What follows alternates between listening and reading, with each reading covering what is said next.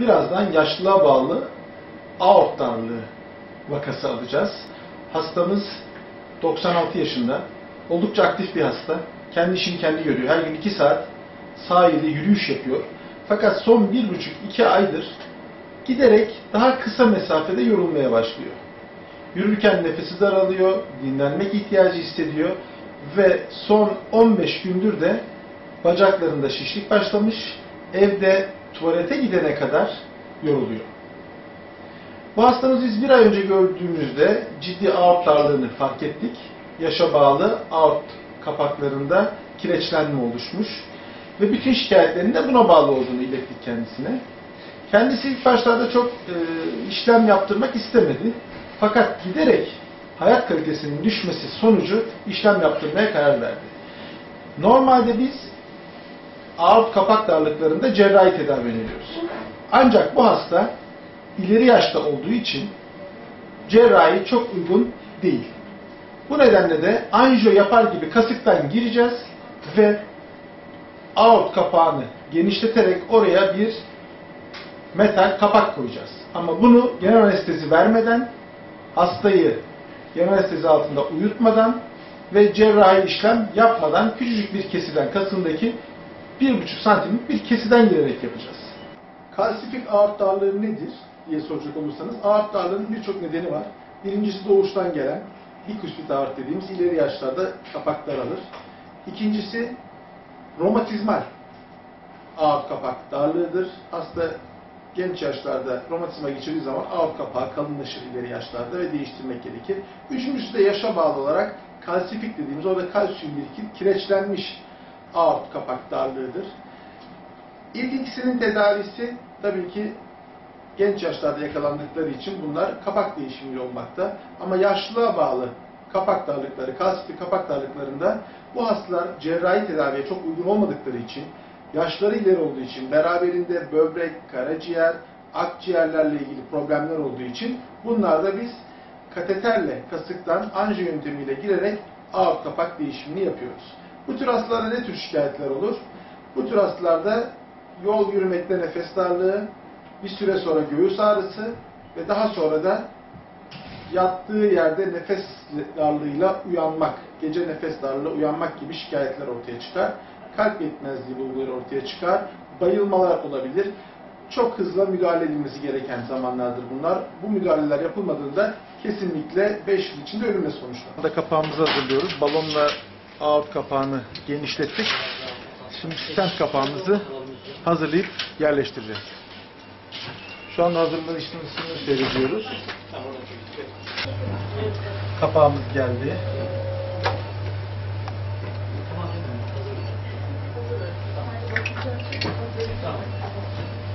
Çıktım.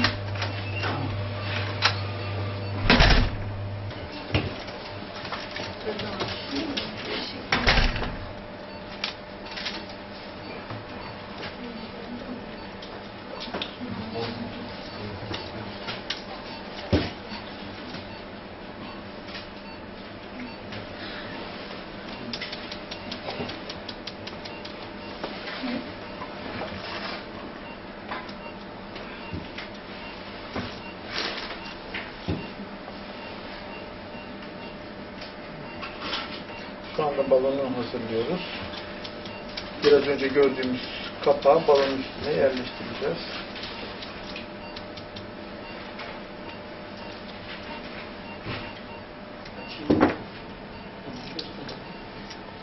Bu kapağımız.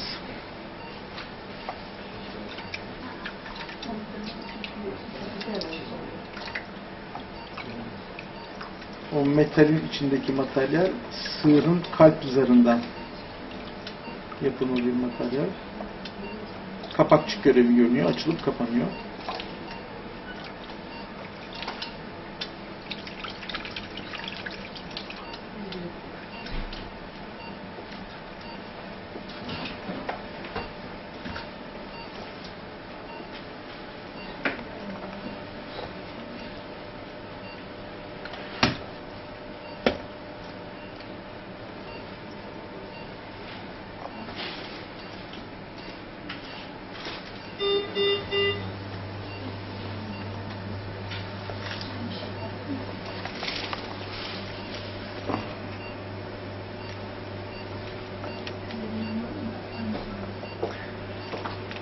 Kapağı balonun üzerine sıkıştırdık şimdi.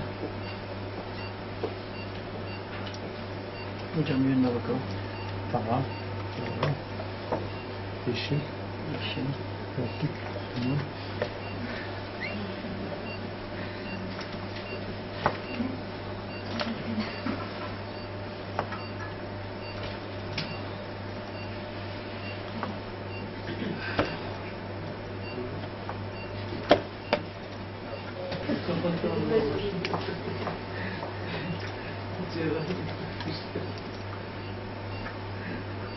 Bizim burada bir avantajımız olacak.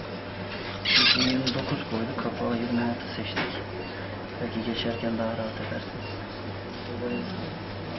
Son ayarlarını yapıyoruz. Havasını aldık. Birazdan kasıktan girip bunu kalbe yerleştirmeye çalışacağız.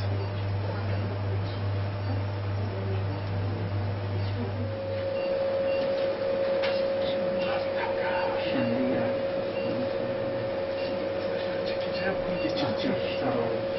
Biraz geçiyoruz da biz elimizde, o da şey yapıyor. Hayır. Onu da geçirirseniz tamamdır. Tele bir bakalım. Aşağı üstüne. Tamam, tel de görelim. Tel de Tamam. Tamam. Şunu bir aşağıda görelim. Şiften çıksın. Tamam. Tamam, yukarı gelelim. Burada yükleyelim. AP krani. AP krani. Evet. Tamam. Bastım şeyini.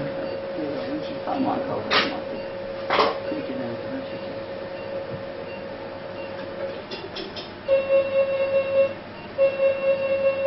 Tamam. İyi. Sen ters mi döndün? Yok. Yok, yavaştan dön. Dur. Tamam. Şimdi şey... Klik edeyim mi? Bir bakayım. Fine tuning yapıyorum şimdi. Siyah şimdi. Clockwise. Evet, clockwise. Balon yükseltmiş falan. Evet, stentin içine balon yüklüyoruz.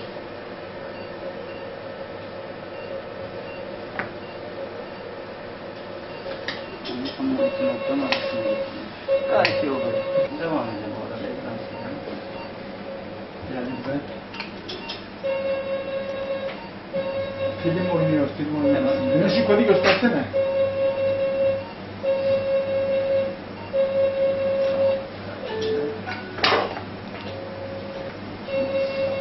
Biraz Görüntü almıyorum ben. biraz ilerleyelim. Tamam. Bir görüntü alıyorsa hazır mısın? Hazırım. Basın. Sadece onun için.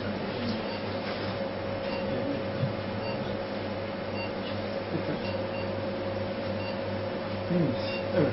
Sanki iyiyiz. Çok mu gözüküyor? Yok. Evet. Böyle çok duruyor ama yatay olduğu için İdeal. ideal. Şey, Fil alın mı? Ha? Fil geri alın.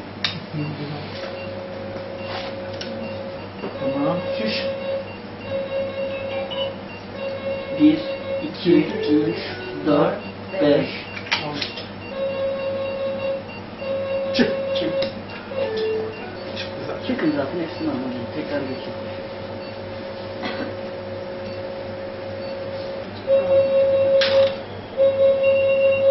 Çok güzel.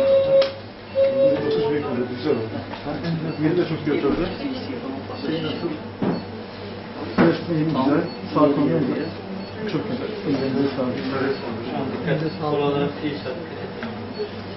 Beysi düş bakalım. Düştüm hocam. 40'a düş. 40'a. Tamam. 40'ta kalayım mı? Kal.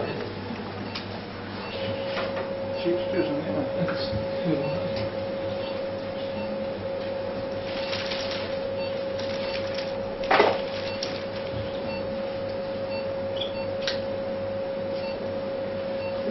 Tamam. Okey, tamam. Dur, yavaş.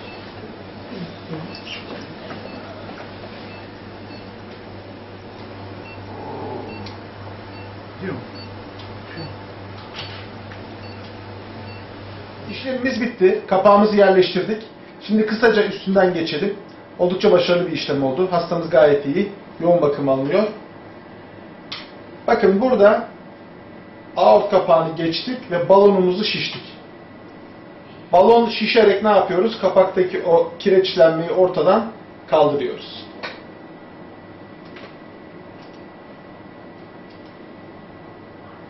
Daha sonra bu kapağı kasık yoluyla yukarı doğru getiriyoruz. Şuradaki metali görüyorsunuz. Bu bir stent kapak.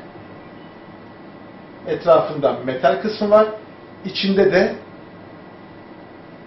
sığır kalp zarından yapılmış bir kapakçık var.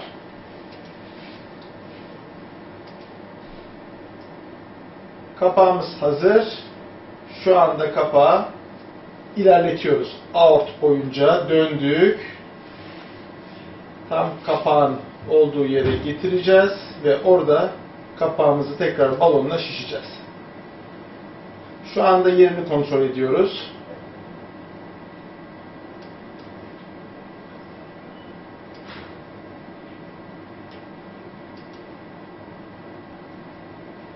Kapağı şişerken, yerleştirirken kalbi durduruyoruz. Çok yüksek hızla çalıştırıyoruz kalbi ve o sırada kapağın oynamaması lazım.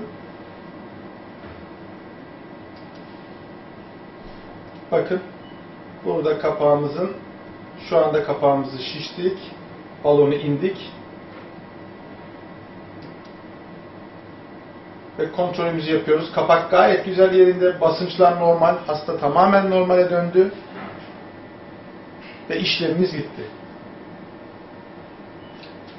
Hastamız 2 ila 3 gün hastanemizde kalacak. İlk gün yoğun bakımda geçiriyor, ikinci gün servise alıyoruz, üçüncü günde taburculuğunu planlıyoruz. Bundan sonra daha aktif bir yaşam yaşayacak. Denebilir ki 96 yaşındaki hastaya bu işleme yapmaya gerek var mı? Hasta çok dinamik. Kendisi 96 ama tüm organları 66 yaşında. Oldukça dinç, entelektüel, beyni çok iyi korunmuş bir hasta.